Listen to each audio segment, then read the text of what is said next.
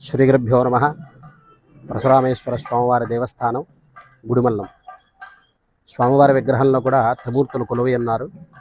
కింద రాక్షస అవతారంలో ఉన్నటువంటి బ్రహ్మ, మధ్యలో పరశురాముడు, పైన కూడా మానవుని పురుషలింగాకృతిలో ఈశ్వరుడు. స్వామివారు కూడా స్వరింభులింగం. సుమారు 2600 సంవత్సరాలకు పూర్వన్నాడిది కూడా ఈ శివలింగం. దేవాలయాన్ని కూడా చోళరాజులు, పల్లవరాజులు ఆ కాలంలో కూడా నిర్మించినటువంటి దేవాలయం.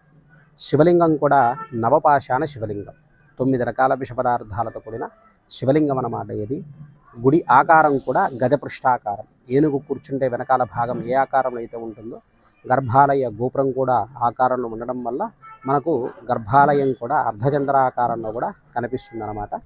ప్రతి 60 సంవత్సరాలకి ఒకసారి దక్షిణ కాశీగా పిలువబడే కాళహస్తి స్వర్ణముఖి నది కూడా భూగర్భ మార్గం గుండా వచ్చి స్వామివారికి అభిషేకం అవుతుంది ఇక్కడ. అది చివరిసారిగా 2005 డిసెంబర్లో ఆ విధంగా అభిషేకం జరిగింది.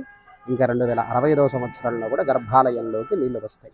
అలాగే సంవత్సరంలో ఒకరోజు సూర్యకిరణాలు స్వామివారి పాదాలు తాకడం ఇక్కడ విశేషంగా ఉందన్నమాట.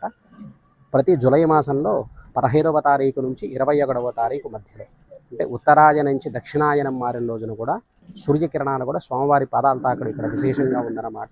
ఈ దేవాలయాన్ని కూడా చోళరాజులు నిర్మించడం వల్ల కూడాను ఈ దేవాలయానికి కూడా దక్షిణ ద్వారాన్ని కూడా ఏర్పాటు చేయడం జరిగింది.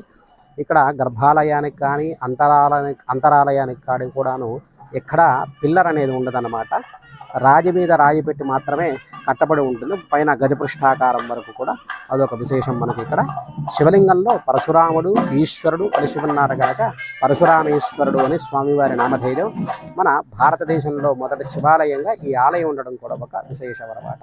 50 మంది భక్తాదులందరూ కూడాను స్వామివారిని దర్శించుకొని స్వామివారి కృపకి పాత్రలు కాగలని కోరుకున్నాను. ఓం నమః శివాయ.